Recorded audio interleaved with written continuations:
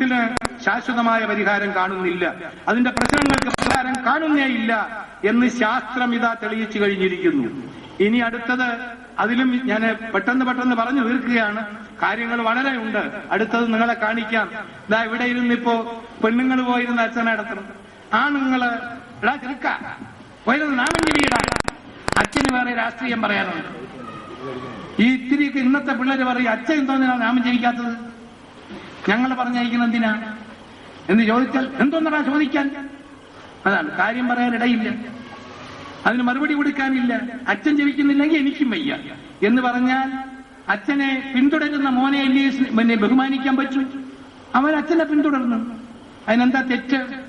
ഇതാ ഇവിടെ നാമം ജപിക്കാൻ പറയുമ്പോ ഇപ്പൊ അർച്ചനയ്ക്ക് എന്നെ എഴിച്ചു പോവാൻ പറഞ്ഞപ്പോ സ്വാമി പിന്നീടേ പ്രസംഗിക്കുള്ളൂ എന്ന് പറഞ്ഞതുകൊണ്ട് ഒരു സമാധാനത്തോടെ പോയി. എന്നിട്ടും എല്ലാവർക്കും വായിക്കാൻ അറിഞ്ഞുകൂടാ, തെറ്റുകളൊക്കെ ജൽപ്പിക്കുന്നതും കേട്ടു. പല തെറ്റുകളും പറഞ്ഞു കൊടുത്തതിലും ഉണ്ട്. അതില്ലാതിരിക്കാൻ ശ്രമിക്കണം. അത് തെറ്റ് പറയുമ്പോ എന്താ സംഭവം എന്നുള്ളത് പിന്നീട് നമുക്ക് കണ്ടുപിടിക്കാം. പിന്നീടൊന്നും വേണ്ട. ദാ ഈ കാണുന്ന സാധനം എന്തോ ഇത് എന്തോന്നാണ്? ശ്രീചക്രം. ഇത് ഹ്യൂസ്റ്റണിൽ ഞാൻ ഒരു വീട്ടിലിരിക്കുമ്പോ ഡോക്ടർ ബാല അയ്യർ എന്ന് പറയുന്ന ഒരു ഡോക്ടർ വന്നിട്ട് അദ്ദേഹം എഴുതിയ പുസ്തകം എനിക്ക് തന്നു വായിക്കാൻ. ആശ്രമത്തിലുണ്ടത്.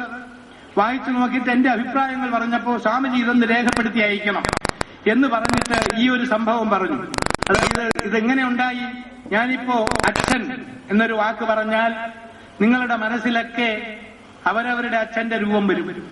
കണിയാവരം രാമേന്ദ്രൻ പറഞ്ഞ പോലെ ഒരച്ഛൻ സോഷ്യലിസ്റ്റ് ആയാൽ എല്ലാവരുടെ മനസ്സിലും ആ അച്ഛന്റെ രൂപം കിട്ടും.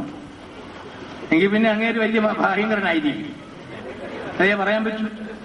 അച്ഛനെന്ന് വിളിച്ചാൽ ശബ്ദം ഒന്നാണെങ്കിലും അവനവന്റെ മനസ്സിൽ വരുന്ന രൂപം ഒന്നാണോ? പല രൂപങ്ങളാണ്.